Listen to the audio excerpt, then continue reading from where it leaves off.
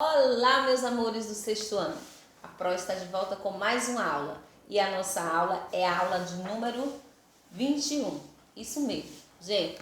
E o tema da nossa aula é correção. Nós iremos fazer agora a correção das nossas atividades, ok? Começando logo com a atividade do início do capítulo, que nós trabalhamos, nesse início com tipologia textual, que são os gêneros textuais, certo? Então, com o gênero textual dessa unidade, que é o capítulo 3, certo? Nós temos o que? Mito ou lenda. E temos o texto Vitória Régia, certo? Que vocês já leram para que pudessem analisar as questões e resolvê-las. Agora, nós iremos conferir os erros e acertos que vocês tiveram, ok? Então, vamos lá para a nossa correção. Então, de início, nesse capítulo agora, então, vem o quê? Vem primeiro o vocabulário desconhecido. Vocês precisam sempre estar com o dicionário pertinho de vocês para poder responder esse dicionário desconhecido, que é retirado, essas palavras são retiradas do texto, certo? Que tem nesse dicionário desconhecido, nós temos contemplar e encantada, certo? Que contemplar significa o quê? Admirar. Vocês vão colocar como resposta de contemplar, admirar. E encantada significa o quê? Significa fascinada ou também admirada, ok? Então vamos aqui, próxima questão, que é sobre o texto A Vitória Régia, que é uma lenda, certo? Como surgiu a plantinha Vitória Régia? Então vamos lá. A primeira questão diz o seguinte: de acordo com o narrador do texto, qual era o maior desejo do jovem, certo? Da jovem Maria? Como ela poderia realizar seu desejo? Então, qual é a resposta que você colocou aí? A Pro vai corrigir agora, certo? Se estiver certa, muito bem, parabéns. Então, a resposta é tornar-se uma estrela. Ela poderia pedir à lua que ouvia os desejos da moça, certo? Então, aqui, tornar-se uma estrela, que era o desejo dela. Por que ela queria tornar-se uma estrela? Porque ela poderia pedir à lua que ouvia os desejos de todas as moças. Na questão 2 tem Maria, como vimos, não conseguiu realizar seu desejo. O que impediu que ela não realizasse o seu desejo? Foi? Então, você vai colocar aqui.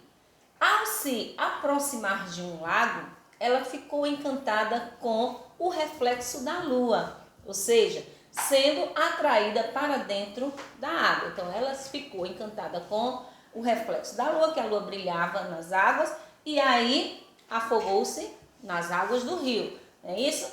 Na terceira questão, qual é a finalidade desse mito para os tupis guaranis? Então, uma tribo, não é isso? Então, a finalidade dele é explicar o surgimento da planta aquática Vitória Régia, certo?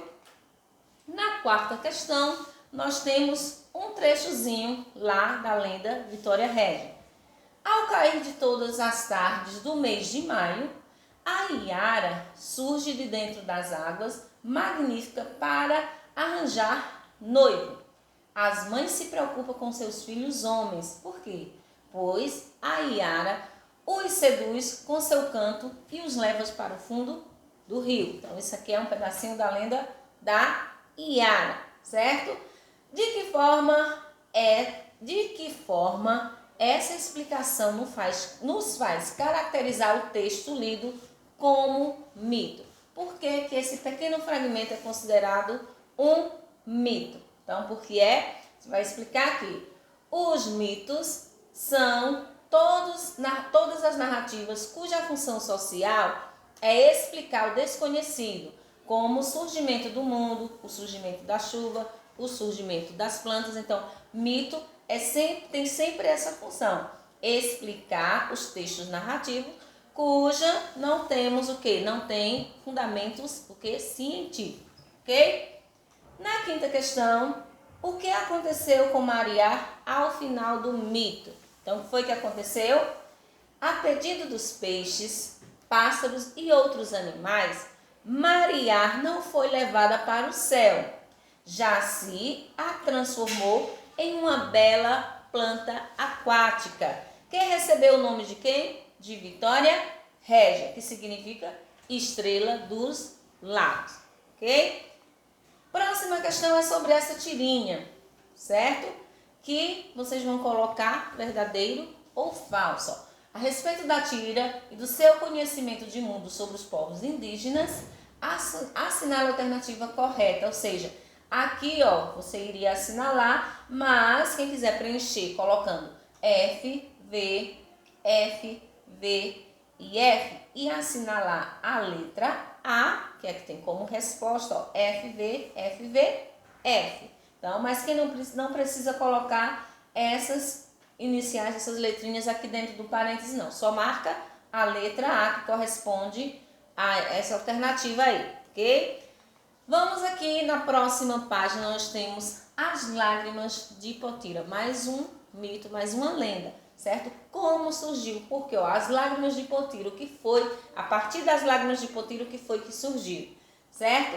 Então, mais uma vez o vocabulário desconhecido, que tem quais são as palavras? Bodas, cobiçosos, sucede, taba, araponga, prenunciar e perpetuar. Então, vocês iriam pegar o dicionário e procurar o significado dessas palavras. Que boda significa casamento. Cobiçosos significa ambiciosos. E sucede vem do verbo suceder, que significa acontece. Temos taba, significa o quê? Uma tribo indígena. Temos araponga. Araponga é o quê, gente? É uma ave cantadora típica da América e seu canto lembra o som da pancada de um ferro na bigoma, certo? Então, a araponga é o quê? Uma ave cantadora típica da América, certo? Nós temos prenunciar. Prenunciar significa ver antecipadamente, ok? E perpetuar é tornar-se o quê? Tornar eterno. Agora vamos para a análise do texto, que a primeira questão pergunta: onde ficava a tribo de Potira e Itajibá? Ficava onde? Nos sertões de Goiás. Então a resposta é essa, na questão 1. Na questão 2, nós temos, no mito, Potira é caracterizada como uma menina contemplada por Tupã com a formosura das flores. Quem era Tupã lá na lenda? Era quem? O deus cultuado pela tribo. Então, ele era um deus cultuado pela tribo. Na questão 3, como Itajibá é caracterizado pelo narrador? Ele é caracterizado como um jovem guerreiro forte e valente. Temos a questão 4 que diz: quem são os antagonistas dessa história? Gente, vocês sempre me perguntam o que é protagonista, o que é antagonista. Então, são os elementos, são os personagens principais, na verdade. Protagonista e antagonista faz parte dos personagens principais de uma narrativa. Só que o protagonista é considerado como o mocinho da história. Os antagonistas são aqueles considerados o quê? Os vilões, ok? E nessa história, quais são os antagonistas? Ok? Vamos lá. Os vizinhos cobiçosos, eles são ambiciosos, Isto é, e a outra tribo que matou Itajibá na guerra. Então, são esses os antagonistas que fazem o quê? O malzinho ali na história. Na questão 5, na tribo havia outros indígenas que queriam o amor de Potira, mas não possuíam a condição exigida para o casamento. Então, que condição era essa? Qual era a condição exigida para se casar com quem? Com Potira. Era o quê? Era ser um guerreiro, ok? E na questão 6 diz: por que os vizinhos cobiçosos invadiram a tribo? Por que foi que os vizinhos cobiçosos invadiram a tribo? Porque nela havia caça abundante. Então, foi esse o motivo da invasão pelos vizinhos cobiçosos. Na questão 7, Quando Itajibá partiu para a guerra, Potira chorou. Por que Potira chorou?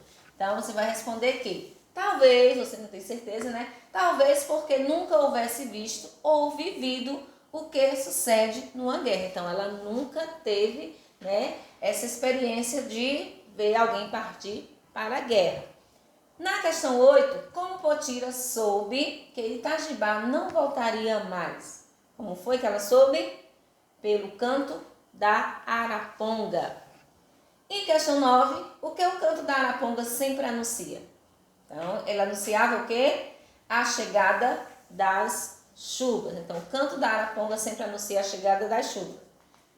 Na questão 10, você vai responder a letra A, né? Que os mitos indígenas são narrativas fantásticas repletas de mistérios sobrenatural, certo? Então, pergunta, que aspectos do mito As Lágrimas de Potira pertencem ao universo mágico e sobrenatural? Então, quais são esses aspectos? Aí você vai tirar lá do texto, se você conseguir, mas apronta aqui para corrigir agora. Então, você vai colocar aqui a importância dada ao canto da araponga, né? Porque ela anunciava alguma coisa, anunciava o quê? Chegada de chuva.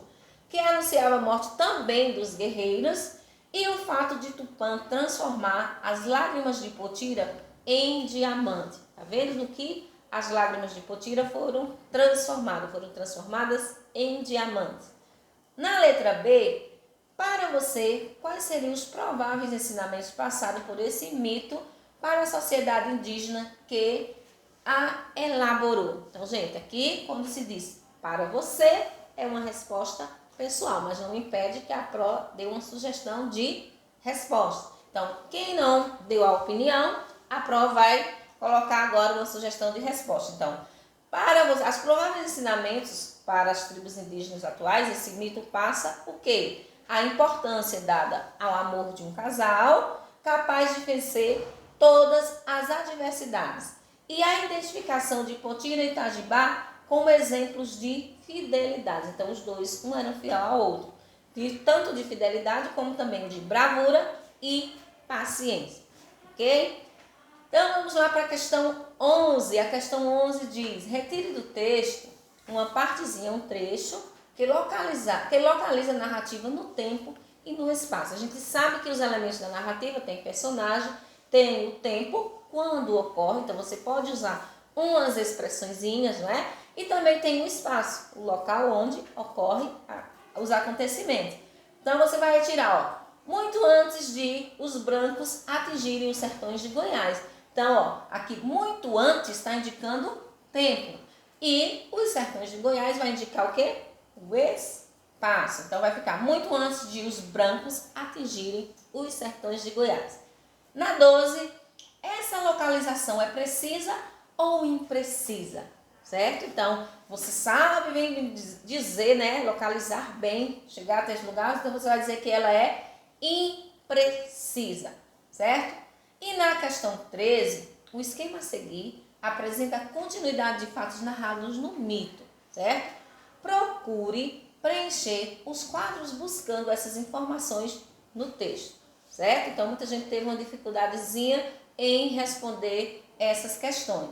Observe só. Introdução, muito antes de os brancos atingirem os sertões de Goiás, aqui é só um exemplo de como você iria proceder ao responder a questão. Então, ó, muitos antes de os brancos atingirem os sertões de Goiás, existiam por aquelas partes do Brasil muitas tribos indígenas. Uma dessas tribos viviam Potira e Itajibá. Então, vamos aqui, ó, fato 1 e fato 2. Então, você iria colocar, ó, o fato 1 é, Potira chegou à idade de casamento e Itajibá tornou-se um guerreiro. Quando Potira chegou à idade do casamento e Itajibá tornou-se um guerreiro, qual é a consequência desse fato? Então, você vai encontrar lá no texto que a consequência desse fato seria o quê? Potira e Itajibá se casaram, porque quando Itajibá se tornou guerreiro, ele cumpriu, né, a exigência pelo Tupã, que estava exigindo o Tupã da tribo.